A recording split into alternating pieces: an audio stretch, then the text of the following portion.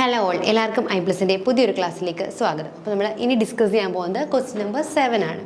Which among the following members belong to basidiomycetes അല്ലേ? ബെസിഡിയോമൈസീറ്റസിൽ ഉൾപ്പെടുന്നത് ഏതൊക്കെ മെമ്പേഴ്സ് ആണല്ലേ? നമുക്കറിയാം ഫംഗസിൻ്റെ ക്ലാസിഫിക്കേഷനാണ് ബെസിഡിയോമൈസീറ്റസ്. അപ്പം അതിൽ വരുന്നത് ആരൊക്കെയാണെന്ന് നോക്കാം. Neurospora, yeast, morels, truffles. Neurospora, smuts, earth balls, puff balls. Puccinia, puff balls, Cryptococcus, jelly fungi. Neurospora, rust, Tremella, Auricularia. അപ്പോൾ നമ്മൾ ഇങ്ങനത്തെ ഓപ്ഷൻസ് കാണുമ്പോൾ നമുക്ക് മനസ്സിലാവും അല്ലേ, ഓരോ ക്ലാസ്സിലുമുള്ള മെമ്പേഴ്സിനെ നമ്മൾ എന്ത് ചെയ്തിരിക്കണം, കൃത്യമായിട്ട് തന്നെ പഠിച്ചു വെച്ചിരിക്കണം അല്ലേ? അല്ലാത്ത ഒരാളെ സംബന്ധിച്ച് ഈ ഒരു ക്വസ്റ്റ്യൻ ആൻസർ ചെയ്യാനായിട്ട് വളരെ ഡിഫിക്കൽട്ടായിരിക്കും. അപ്പോൾ നമ്മളിങ്ങനെ നോക്കുമ്പോൾ ആദ്യം തന്നെ നമുക്ക് എന്തെങ്കിലുമൊക്കെ ഓപ്ഷൻസ് എലിമിനേറ്റ് ചെയ്ത് കളയാനുണ്ടെങ്കിൽ ആദ്യം തന്നെ എലിമിനേറ്റ് ചെയ്ത് കളയുന്നതായിരിക്കും എപ്പോഴും നല്ലത്. ബെസിഡിയോമൈസീറ്റസ് എന്ന് പറഞ്ഞാൽ എന്താണ്? Generally refers to fungus who spores development occurs in basidia അല്ലേ? ബെസീഡിയയിൽ സ്പോസ് പ്രൊഡ്യൂസ് ചെയ്യുന്ന ആ ഒരു ടൈപ്പ് ഓഫ് ഫംഗസിനെയാണ് നമ്മൾ എന്തെന്ന് വിളിക്കുന്നത്? ബെസീഡിയോമൈസീറ്റസ് എന്ന് വിളിക്കുന്നത്. They are commonly known as club fungi. ഇവരെ നമുക്ക് എന്ത് പേരിട്ട് വിളിക്കാം? ക്ലബ് ഫഞ്ചൈ എന്നും വിളിക്കാം. They possess a well developed branched septate mycelium അല്ലേ? ഇവരെന്ത് ചെയ്യുന്നുണ്ട്? വെൽ ഡെവലപ്ഡ് ബ്രാഞ്ച്ഡ് ആയിട്ടുള്ള സെപ്റ്റേറ്റ് മൈസീലിയം പ്രൊവൈഡ് ചെയ്യുന്നുണ്ട്. ലോങ് ലിവിങ് ഡൈക്കാരിയോട്ടിക് സ്റ്റേജ് അല്ലേ? വളരെ ഇമ്പോർട്ടൻ്റ് ആണ്. ഡൈക്കാരിയോട്ടിക് സ്റ്റേജ് എവിടെയാണ് നമുക്ക് കാണാൻ പറ്റുന്നത്? ബെസിഡിയോമൈസീറ്റസിലാണ് ഡൈക്കാരിയോട്ടിക് സ്റ്റേജ് കാണുന്നത്. ബെസിഡിയോസ്പോർസ് ആർ പ്രൊഡ്യൂസ്ഡ് എക്സോജീനസ്ലി അല്ലേ? ബെസിഡിയോസ്പോർസ് എങ്ങനെയാണ് പ്രൊഡ്യൂസ് ചെയ്യുന്നത്? എക്സോജീനസ്ലി ആണ് പ്രൊഡ്യൂസ് ചെയ്യുന്നത്. Flagella cells are not found in them. They are ടെറസ്ട്രിയലും അക്വാട്ടിക്കും ആവും. ഇതൊരു ജനറൽ ജസ്റ്റ് എന്താണ് ബെസിഡിയോമൈസീറ്റസ് എന്നുള്ളൊരു ഇൻട്രൊഡക്ഷൻ മാത്രമാണ് കേട്ടോ.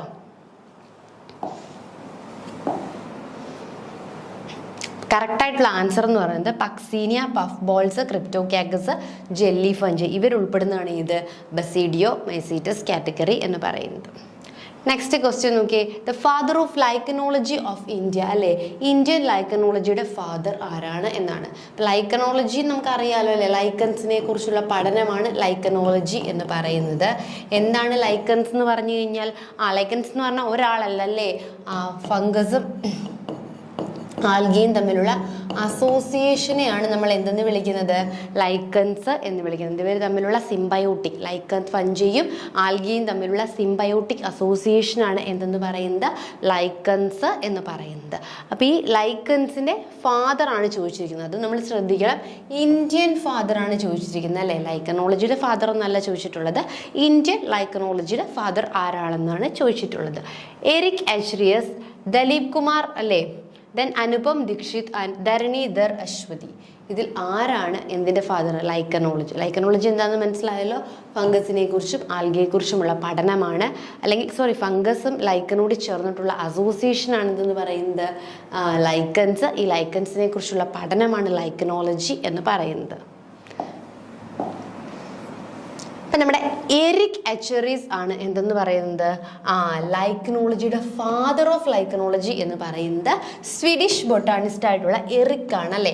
എറിക് ആണ് എന്ത്? നമ്മുടെ ലൈക്കനോളജിയുടെ ഫാദർ. ഇത് കാണുമ്പോൾ നമ്മൾ ചാടിക്കറി എന്ത് ചെയ്യും? എറിക്കിനെ കിട്ടി എന്ന് പറഞ്ഞിട്ട് ആൻസർ ചെയ്യും. പക്ഷെ നമ്മളോട് ചോദിച്ചിരിക്കുന്നത് Indian father of Indian lichenology ആണ് അല്ലേ? ഇന്ത്യൻ ലൈക്കനോളജിയുടെ ഫാദർ ആരാണെന്നാണ് ചോദിച്ചിരിക്കുന്നത്. ദാറ്റ് ഈസ് ധരണീധർ അശ്വതിയാണ്. ആരാണ്? ധരണീധർ അശ്വതിയാണ് ഇന്ത്യൻ ലൈക്കനോളജിയുടെ ഫാദർ എന്ന് പറയുന്നത്. നെക്സ്റ്റ് നോക്കിയേ. അല്ലേ? നെക്സ്റ്റ് നമുക്ക് ഇതുപോലെ തന്നെ കുറച്ച് ഫാദേഴ്സ് ഒന്ന് പരിചയപ്പെടാം അല്ലേ? ഇതുപോലെ തന്നെയുള്ളതാണ് നമ്മുടെ ഫൈക്കോളജി എന്ന് പറയുന്നത്. എന്താ ഫൈക്കോളജി? ആൽഗകളെ കുറിച്ചുള്ള പഠനമാണ് ഫൈക്കോളജി എന്ന് പറയുന്നത് അല്ലേ? ആൽഗകളെ കുറിച്ച് പഠിക്കുന്ന സയന്റിഫിക് ബ്രാഞ്ചിനെയാണ് നമ്മൾ എന്തെന്ന് വിളിക്കുന്നത്? ഫൈക്കോളജി എന്ന് വിളിക്കുന്നത്. ഈ ഫൈക്കോളജിയുടെ ഫാദർ ഫെലിക്സ് യൂഗൻ ആണ് കേട്ടോ. ഫെലിക്സ് യൂഗൻ ആണ് ഫാദർ. എന്നാൽ നമ്മുടെ ഇത് വളരെ ഇമ്പോർട്ടൻ്റ് ആണ് കേട്ടോ. ഇന്ത്യൻ ഫൈക്കോളജിയുടെ ഫാദർ എന്നറിയപ്പെടുന്നത് MOP അയ്യങ്കാർ അല്ലെങ്കിൽ അല്ലേ മൻഡായം ഒസൂരി പാർത്ഥസാരഥി അയ്യങ്കാർ അല്ലെങ്കിൽ MOP അയ്യങ്കാർ എന്ന് പറയുന്ന ഇദ്ദേഹമാണ് ഫാദർ ഓഫ് ആൽഗോളജി ഇൻ ഇന്ത്യ എന്ന് പറയുന്നത്. അപ്പോൾ ശ്രദ്ധിച്ച് നമ്മൾ ആദ്യം പറഞ്ഞത് എന്താണ്? ലൈക്കനോളജി. ലൈക്കനോളജി എന്ന് പറയുമ്പോൾ ആൽഗയും ഫംഗസും കൂടിയുള്ള അസോസിയേഷനെയാണ് നമ്മൾ എന്തെന്ന് വിളിക്കുന്നത്? ലൈക്കൻസ് എന്ന് വിളിക്കുന്നത്. ഈ ലൈക്കൻസിനെ കുറിച്ചുള്ള പഠനമാണ് എന്ത്? ലൈക്കനോളജി എന്ന് പറയുന്നത്. അപ്പം ഇന്ത്യൻ ലൈക്കനോളജിയുടെ ഫാദർ എന്ന് പറയുന്നത് ധരണീധർ അശ്വതിയാണ്. ഇനി ലൈക്കനോളജിയുടെ ഫാദർ ആരാന്ന് ചോദിച്ചു കഴിഞ്ഞാൽ എറിക് ആച്ചറീസ് ആണ്. ഇനി അത് കൂടാതെ നമ്മൾ അടുത്തൊരു എക്സ്ട്രാ അഡീഷണൽ പോയിന്റുകളാണ് പറയുന്നത്. ഫൈക്കോളജി ആൽഗകളെ കുറിച്ചുള്ള പഠനമാണ്. ഈ ആൽഗകളെ കുറിച്ചുള്ള പഠനത്തിന്റെ ഫാദർ ആരെന്ന് ചോദിച്ചു കഴിഞ്ഞാൽ ഫെലിക്സ് ആണ്. ഇനി എന്താ ഇന്ത്യൻ ഫൈക്കോളജിയുടെ ഫാദർ മോപ്പി അയ്യങ്കാർ ആണ്. ഇനി നെക്സ്റ്റ് എന്താണ് ഫൈക്കോളജി. ദെൻ പത്തോളജി അല്ലെ, മൈക്കോളജി ഉണ്ടല്ലേ. ദെൻ നമ്മുടെ ഫാദർ ഓഫ് മൈക്കോളജി. മൈക്കോളജി എന്ന് പറയുമ്പോൾ ഫംഗസുകളെ കുറിച്ചുള്ള പഠനമാണ് മൈക്കോളജി. ഫംഗസുകളെ കുറിച്ചുള്ള പഠനം മൈക്കോളജി. അതുപോലെ തന്നെ പത്തോളജി ഉണ്ടല്ലേ, പ്ലാന്റ് ഡിസീസുകളെ കുറിച്ചുള്ളതും ഡിസീസ് കോസിങ് ഓർഗാൻസത്തെ കുറിച്ചുമുള്ളതാണ് പ്ലാന്റ് പത്തോളജി. അപ്പോൾ ഈ പത്തോളജിയുടെയും മൈക്കോളജിയുടെയും ഫാദർ ഒരാൾ തന്നെയാണ്, ഹെൻറിച്ച് ആന്റൺ ഡീബേറിയാണ് എന്തെന്ന് പറയുന്നത് മൈക്കോളജിയുടെയും അതുപോലെ തന്നെ പ്ലാന്റ് പത്തോളജിയുടെയും ഫാദർ എന്ന് അറിയപ്പെടുന്നത്. ഇനി നോക്കി ശ്രദ്ധിച്ചേ, സർ എഡ്വിൻ ജോൺ ബട്ട്ലർ ആണ് ഇന്ത്യൻ മൈക്കോളജിയുടെയും ഇന്ത്യൻ പത്തോളജിയുടെയും ഫാദർ എന്ന് പറയുന്നത്. അപ്പോൾ നമ്മൾ ഫാദേഴ്സ് പഠിക്കുമ്പോൾ ഡിസ്റ്റിങ്ക്റ്റ് ആയിട്ട് തന്നെ തിരിച്ച് ഇന്ത്യനും പഠിക്കണം, കോമൺ ആയിട്ടുള്ള ഫാദറിനെയും പഠിക്കണം. അപ്പോൾ ഇന്ത്യൻ ആയിരിക്കും കൂടുതലും ചോദിക്കാനായിട്ട് ചാൻസ് ഉള്ളത്. നമ്മൾ അങ്ങനെ ശ്രദ്ധിക്കാത്തത് കൊണ്ട് തന്നെ ഇന്ത്യൻ ഓറിയൻറ്റഡ് ആയിട്ടായിരിക്കും കൂടുതലും ക്വസ്റ്റ്യൻസ് ചോദിക്കുന്നത്. അപ്പോൾ നമ്മുടെ ക്വസ്റ്റ്യനിലേക്ക് ഒന്ന് പോയി നോക്കിയേ. Father of lichenology in India. ഇന്ത്യയിലെ ലൈക്കനോളജിയുടെ ഫാദർ ആരാണ്?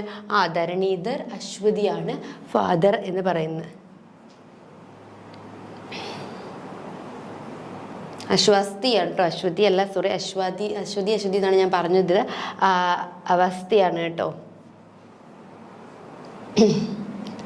ധരണീധർ അവാസ്തിയാണ് കേട്ടോ, അശ്വതി അല്ല. അശ്വതി എന്ന് പ്രൊനൗൺസ് ചെയ്തപ്പോൾ തിരിഞ്ഞു പോയതാണ്. ധരണീധർ അവാസ്തിയാണ്.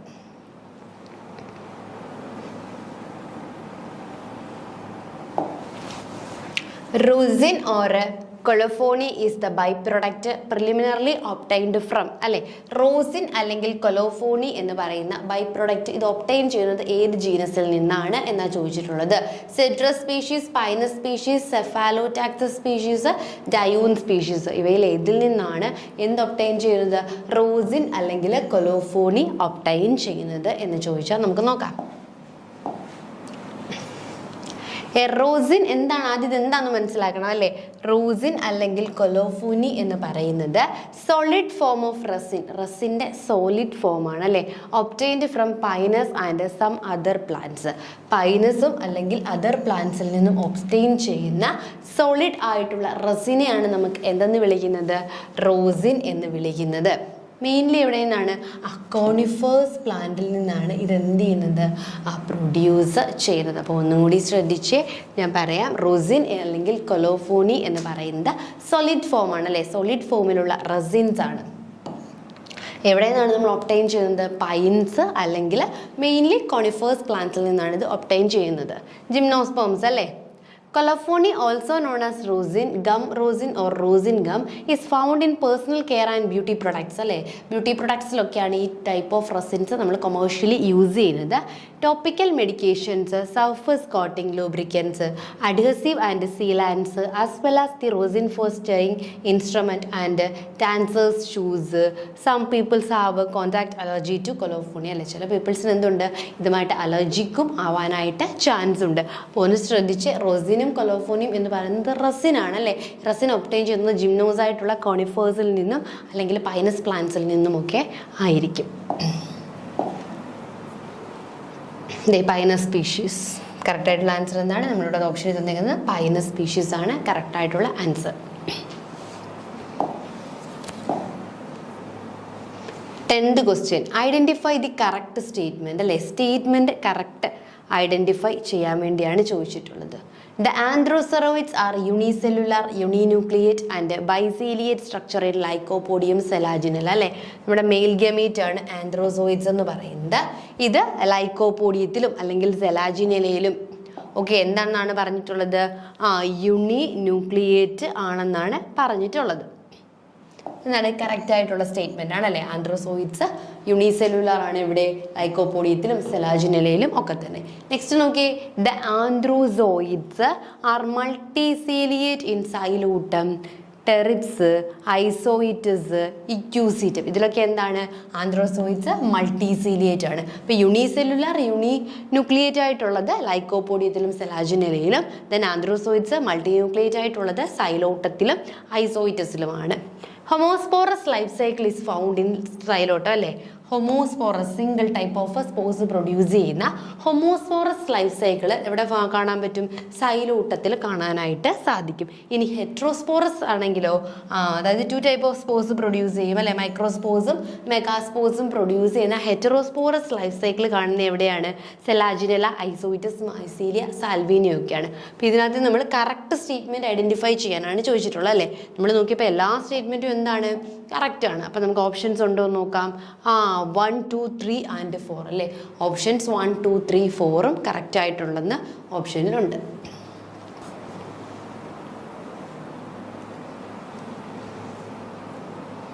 കറക്റ്റ് ആയിട്ടുള്ള ആൻസർ 1, 2, 3, 4 ആണ്. Next question 11. Tendrils derived from modified terminal leaves അല്ലേ? ടെർമിനൽ ലീവ്ലെറ്റിൽ നിന്നും മോഡിഫൈ ചെയ്യുന്ന ടെൻഡ്രിൽസ് നമുക്ക് കാണാനായിട്ട് സാധിക്കുന്നത് എവിടെയെന്നാണ് ചോദിച്ചിട്ടുള്ളത്. നോക്കാം അല്ലേ? നരാവിലിയ, സ്മൈലാക്സ്, സിസസ്, ഇതിൽ ഏതാന്ന് നോക്കാം. In some plants with weak stem leaves are modified in to tendrils അല്ലേ? ചില പ്ലാന്റ്സിൽ എന്തായിരിക്കും? ആ സ്റ്റെമ്മ് ഭയങ്കര വീക്ക് ആയിരിക്കും. അപ്പോൾ ഈ പ്ലാന്റ്സിൽ ലീഫ് എന്തായിട്ട് മോഡിഫൈ ചെയ്യുന്നു? ടെൻഡ്രിൽസ് ആയിട്ട് മോഡിഫൈ ചെയ്യുന്നു. Which are coiled thread like structures അല്ലേ? ഇങ്ങനെ കോയിൽ ചെയ്തിട്ടുള്ള ത്രെഡ് ലൈക്ക് സ്ട്രക്ചേഴ്സിനെയാണ് നമ്മൾ എന്തെന്ന് വിളിക്കുന്നത്? യൂഷ്വലി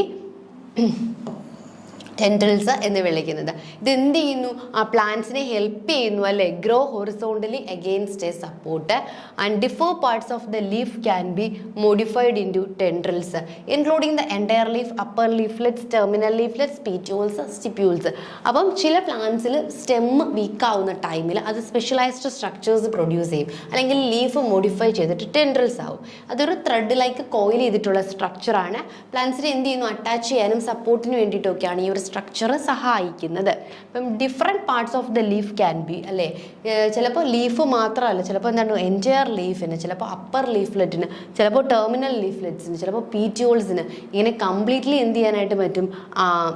ഒരു എന്തായിട്ട് മാറാൻ പറ്റും? നമുക്ക് ടെൻഡ്രിൽസ് ആയിട്ട് മാറ്റാനായിട്ട് സാധിക്കും. അതൊക്കെ ഇനി വൈൽഡ് പീ ഒക്കെ എടുക്കുകയാണെങ്കിൽ വൈൽഡ് പീയിൽ എന്താണെന്ന് അറിയാമോ? Entire leaf modified in to tendrils. Wild പീയിൽ എന്താണ്? ആ ലീഫാണ് എന്ത് ചെയ്യുന്നത്? മോഡിഫൈ ചെയ്തിട്ട് ടെൻഡ്രിൽസ് ആയിട്ട് മാറുന്നത്. നെക്സ്റ്റ് നോക്കി, സ്വീറ്റ് പീ എടുക്കുകയാണെങ്കിൽ സ്വീറ്റിൽ അപ്പർ ലീഫ്ലെറ്റ്സ് ആണ് എന്ത് ചെയ്യുന്നത്? ആ ടെൻഡ്രിൽസ് ആയിട്ട് മോഡിഫൈ ചെയ്യുന്നത്. ഇത് ഇമ്പോർട്ടൻ്റ് ആണ് കേട്ടോ, ഓരോന്നും നോക്കുക. ടെൻഡ്രിൽസ് എന്താണെന്ന് ക്ലിയർ ആയില്ലേ? ടെൻഡ്രിൽസ് എന്ന് പറഞ്ഞാൽ സിംപ്ലി ഇത്രയേ ഉള്ളൂ. വീക്ക് സ്റ്റെം ആയിട്ടുള്ള പ്ലാന്റ്സിൽ എന്ത് ചെയ്യുന്നു? അറ്റാച്ച്മെന്റിന് വേണ്ടി thread coiled like structures produce ചെയ്യുന്നു. ഇങ്ങനെ ത്രെഡ് കോയിൽഡ് ലൈക്ക് സ്ട്രക്ചേഴ്സിനെയാണ് നമ്മൾ എന്തെന്ന് വിളിക്കുന്നത്? അറ്റാച്ച്മെന്റിന് വേണ്ടിയിട്ടുള്ളവയെ ടെൻഡ്രിൽസ് എന്ന് വിളിക്കുന്നത്. അപ്പോൾ ചിലതിൽ എൻറ്റയർ ലീഫ് എന്തായിരിക്കും? ടെൻഡ്രിൽസ് ആയിട്ട് മോഡിഫൈ ചെയ്യാം. ചിലതിൽ അപ്പർ ലീഫ് ആയിരിക്കും. അങ്ങനെ ഓരോരോ പാർട്ടായിരിക്കും ഈ ടെൻഡ്രിൽസ് ആയിട്ട് മോഡിഫൈ ചെയ്യുന്നത്.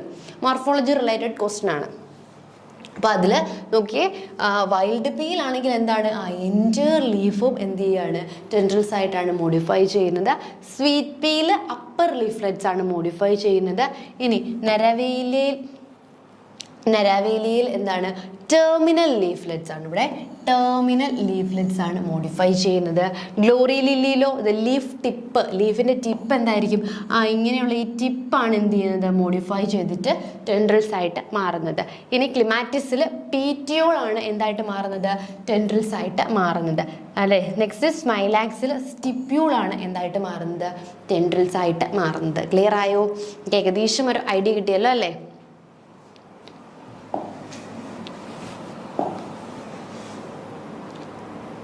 അപ്പോൾ tendrils derived from terminal leaflets അല്ലേ? നമ്മൾ പറഞ്ഞു നോക്കിയ ടെർമിനൽ ലീഫ്ലെറ്റ്സിൽ മോഡിഫൈ ചെയ്യുന്ന ഏതാണ്? നരവേലിയയിലാണ് ടെർമിനൽ ലീഫ്ലെറ്റ്സ് മോഡിഫൈ ചെയ്യുന്നത്.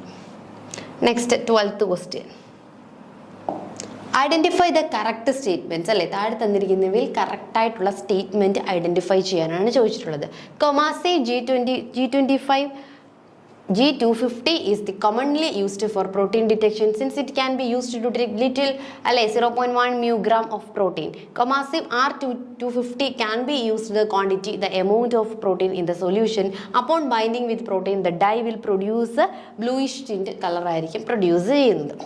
അപ്പം നമുക്ക് നോക്കാം എന്ത് കറക്റ്റ് സ്റ്റേറ്റ്മെൻറ്റ്സ് നോക്കാം.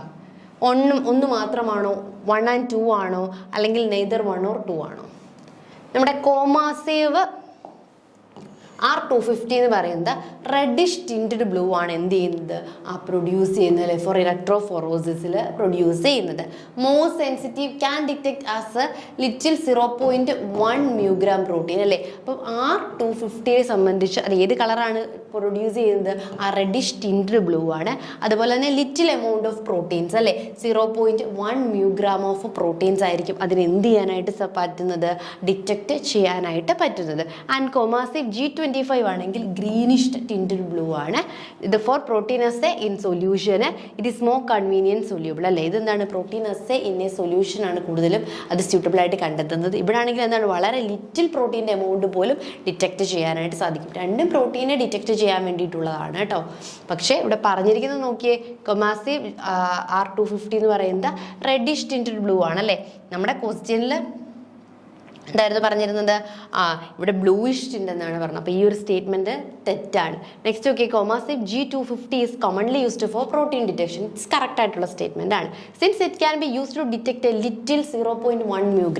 0.1 μg ആർക്കാണ് ഐഡൻറ്റിഫൈ ചെയ്യാൻ പറ്റുന്നത്, R250ക്കാണ് വളരെ ലിറ്റിൽ എമൗണ്ട് ഓഫ് പ്രോട്ടീനെ ഡിറ്റക്ട് ചെയ്യാനായിട്ട് സാധിക്കുന്നത്. അപ്പോൾ ഈ രണ്ട് സ്റ്റേറ്റ്മെൻറ്റും എന്താണ് പറഞ്ഞിരിക്കുന്നത്, റോങ് ആണല്ലേ. സോ നെയ്തർ 1 nor 2 ആണ് കറക്റ്റ് ആയിട്ടുള്ള ആൻസർ.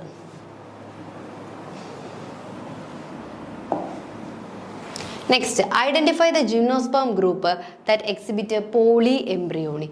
പോളി എംബ്രിയോണി എക്സിബിറ്റ് ചെയ്യുന്ന ജിംനോസ്പേം ഗ്രൂപ്പാണ് ചോദിച്ചിരിക്കുന്നത്. Cycadales, taxales, gnetales, coniferales. ഇതിലേതാണ് എന്ത് ചെയ്യുന്നത്, പോളി എംബ്രിയോണി ഷോ ചെയ്യുന്ന ജിംനോസ്പേം ഗ്രൂപ്പ് എന്താണ് ചോദിച്ചത്. അപ്പം നമ്മൾ ആദ്യം പോളി എംബ്രിയോണി എന്താണെന്ന് മനസ്സിലാക്കണം അല്ലേ. The production of 2 or more than 2 embryos from a single seed or fertilized egg is termed as polyembryony.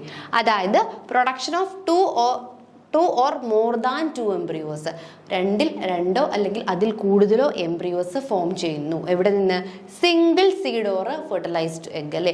ഒരു സിംഗിൾ ഫെർട്ടിലൈസ്ഡ് എഗ്ഗിൽ നിന്ന് അല്ലെങ്കിൽ ഒരു സിംഗിൾ സീഡിൽ നിന്നും എന്ത് പ്രൊഡ്യൂസ് ചെയ്യുന്നു, 2 അല്ലെങ്കിൽ അതിൽ കൂടുതൽ എംബ്രിയോസ് ഫോം ചെയ്യുന്നു. ഇതിനെയാണ് നമ്മൾ എന്തെന്ന് വിളിക്കുന്നത്, പോളി എംബ്രിയോണി എന്ന് വിളിക്കുന്നത്. In plants this phenomenon is caused either due to the fertilisation of 1 or more than 1 embryonic sac അല്ലേ. പ്ലാന്റ്സിൽ എന്തുകൊണ്ടാണ് വരുന്നത്, fertilization of 1 or more than 1 embryonic sac due to the origination of embryos outside the embryonic sac. അപ്പോൾ നമ്മൾ ഈ concept മനസ്സിലാക്കുക. Poly എംബ്രിയോൺ എന്ന് പറഞ്ഞാൽ more than embryos അല്ലേ. പോളി മീൻസ് മോർ ദാൻ ആണല്ലേ. അപ്പോൾ മോർ ദാൻ എംബ്രിയോസ് ഒരു സിംഗിൾ ഫെർട്ടിലൈസ്ഡ് എഗ്ഗിൽ നിന്ന് ഫോം ചെയ്യുകയാണെങ്കിൽ അതിനെയാണ് നമ്മൾ പോളി എംബ്രിയോണി എന്ന് പറയുന്നത്. ഈ പോളി എംബ്രിയോണി ജിംനോസ്പേംസ് ഷോ ചെയ്യുന്നുണ്ടോ എന്ന് ചോദിച്ചു കഴിഞ്ഞാൽ ഉണ്ട് അല്ലേ. അപ്പോൾ അതിൽ ഏത് ഗ്രൂപ്പാണെന്നാണ് നമ്മളോട് ക്വസ്റ്റ്യൻ ചോദിച്ചിട്ടുള്ളത്. There are 2 different type of polyembryony. Induced polyembryony ഉണ്ട്, സ്പോണ്ടേനിയസ് പോളി എംബ്രിയോണി ഉണ്ട്. ഇൻഡ്യൂസ്ഡ് എന്ന് പറയുമ്പോൾ എക്സ്പെരിമെൻ്റലി നമുക്ക് എന്ത് ചെയ്യാനായിട്ട് സാധിക്കും, ഇൻഡ്യൂസ് ചെയ്യാനായിട്ട് സാധിക്കും. സ്പോണ്ടേനിയസ് പോളി എംബ്രിയോണി എന്ന് പറഞ്ഞാൽ വിച്ച് ഈസ് നാച്ചുറലി ഒക്കർ ചെയ്യുന്ന പോളി എംബ്രിയോണിയാണ് എന്തെന്ന് പറയുന്നത്, സ്പോണ്ടേനിയസ് പോളി എംബ്രിയോണി എന്ന് പറയുന്നത്. According to Weber, polyembryony is classified into 3 different types അല്ലേ. ഇനി വെബറുടെ ക്ലാസിഫിക്കേഷനിൽ 3 ആയിട്ടാണ്. ക്ലീവേജ് പോളി എംബ്രിയോണി ഉണ്ട്. In this case of this type, a single fertilized egg give rise to number of embryo. അപ്പം cleavage എന്ന് പറയുമ്പോൾ ഒരു സിംഗിൾ എഗ്, ഇത് give rise to many embryos, that is known as a cleavage polyembryony. Next നോക്കിയേ, simple polyembryony. In this type, number of embryos develop as a result of the fertilization of several archegonia അല്ലേ. അപ്പോൾ ഇവിടെ നോക്കിയേ, number of embryos develop ചെയ്യുന്നു. കുറേയധികം embryos develop ചെയ്യുന്നു. എന്തിൻ്റെ ബേസിലാണ്? ഫെർട്ടിലൈസേഷൻ ഓഫ് സെവറൽ ആർക്കിഗോണി അല്ലെ, ആർക്കിഗോണിയുടെ ഡെവലപ്മെൻറ്റിൻ്റെ ബേസിസിൽ. Next rosette polyembryony. Additional embryos developed from the rosette cells in certain gymnosperm. അപ്പം ജിംനോസ്പേംസിലെ റോസെറ്റ സെൽസിൽ നിന്നും ഡെവലപ്പ് ചെയ്യുകയാണെന്ന് വെച്ചു. അതിനെയാണ് നമ്മൾ എന്തെന്ന് വിളിക്കുന്നത്? റോസെറ്റ് പോളി എംബ്രിയോണി എന്ന് വിളിക്കുന്നത്.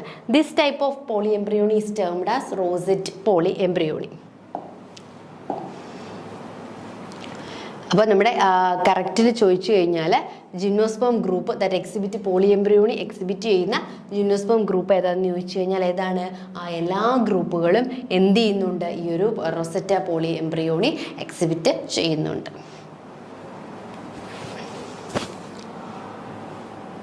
14th question. Which of the following statement given below is true? Tryptophan and tyrosine are significantly more polar than phenylalanine. അല്ലേ? നോക്കിയേ, ട്രിപ്റ്റോഫാനും ടൈറോസിനും significantly more polar than phenylalanine. Amino acid containing aliphatic R group and are polar and valine, leucine, isoleucine. Aspartate and glutamine amino acid having R group with positive net charge pH 70. Lysine is a non-essential amino acid. അപ്പോൾ ഇതിൽ ഏത് ആണ് statement ആണ് correct എന്നല്ല ചോദിച്ചിരിക്കുന്നത്? Which of the following given statement is true എന്നാണ് ചോദിച്ചിരിക്കുന്നത്. Okay, നമുക്ക് നോക്കാം. ഇതിൽ ഓരോ സ്റ്റേറ്റ്മെൻറ്റ്സ് ആയിട്ട് നമുക്ക് ആദ്യം ഒന്ന് ഒബ്സർവ് ചെയ്തിട്ട് ഏതാണ് കറക്റ്റ് എന്ന് നോക്കാം. അപ്പോൾ നോക്കിയ amino acid containing aliphatic R group. Amino ആസിഡ്സിന് എന്തുണ്ട്? അലിഫാറ്റിക് ആർ ഗ്രൂപ്പ്സ് ഉണ്ട് അല്ലേ? ദാറ്റ് ആർ നോൺ പോളാർ ആണ്. അവ എന്താണ്? നോൺ പോളാർ അല്ലെങ്കിൽ ഹൈഡ്രോഫോബിക് ആണ് അല്ലേ? വാട്ടർ ഫോബിക് ആണ്, ഹൈഡ്രോഫോബിക് ആണ്.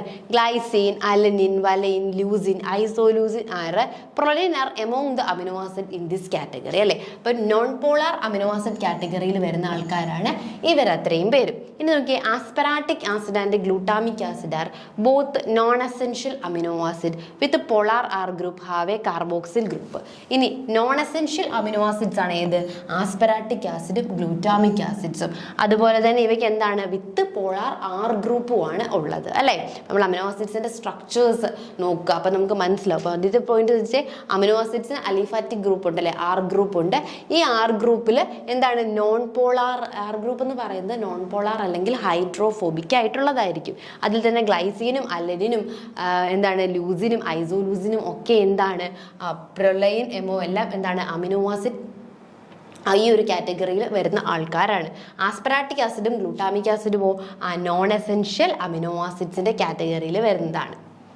പിന്നെന്താണ്? ആസ്പെറാറ്റിക് ആസിഡ് ആസ് എന്താണ്? 3.9 ആണല്ലേ ആ ഒരു pH rate. So it is side chain is negatively charged and physiologically pH ആയിരിക്കും. അതുപോലെ തന്നെ ഗ്ലൂട്ടാമിക് ആസിഡിന് 4.1 ആണ്. So it side chain is radially ionised ആണ്, ഫിസിയോളജിക്കൽ pH. ഇനി ലൈസീൻ എന്ന് പറയുന്നത് എന്താണ്? എസെൻഷ്യൽ അമിനോ ആസിഡ് ആണ് അല്ലേ? അപ്പോൾ നമ്മൾ ഇവിടെ പറഞ്ഞിട്ടുള്ള എല്ലാ സ്റ്റേറ്റ്മെൻറ്റും എന്താണ്? ഈ എ ഒഴികെ ബിയും സിയും ഡിയും എന്താണ്? തെറ്റാണല്ലേ? എ ശ്രദ്ധിച്ചേ, ട്രിപ്റ്റോഫാനും ടൈറോസിനും പോളാർ ദാൻ അല്ലേ? ഫിനൈൽ അലനിനേക്കാളും പോളാർ ആണ്. ആ ഒരു സ്റ്റേറ്റ്മെന്റ് എന്താണ്? കറക്റ്റ് ആയിട്ടുള്ളൊരു സ്റ്റേറ്റ്മെന്റ് ആണ്. നെക്സ്റ്റ് സ്റ്റേറ്റ്മെന്റ് നോക്കിയേ, amino acid containing aliphatic R group that are polar എന്നാണ് പറഞ്ഞിരിക്കുന്നത്.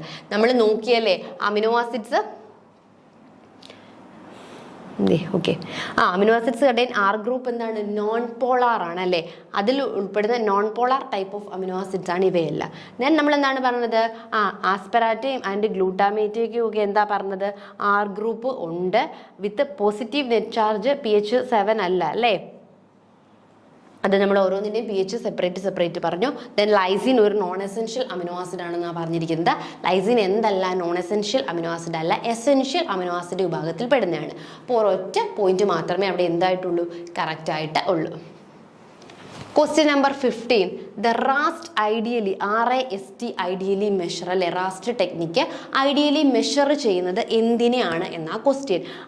IgE antibodies, antigen concentration, IgG antibodies, agglutination. ഇപ്പം ഇതിൽ എന്താണ് മെഷർ ചെയ്യുന്നത്? ഇത് റാസ്റ്റ് ടെക്നിക്ക് മെത്തേഡ് എന്ന് ആണ് ചോദിച്ചിരിക്കുന്നത്. അപ്പോൾ നമ്മൾ ആദ്യം എന്ത് മനസ്സിലാക്കണം?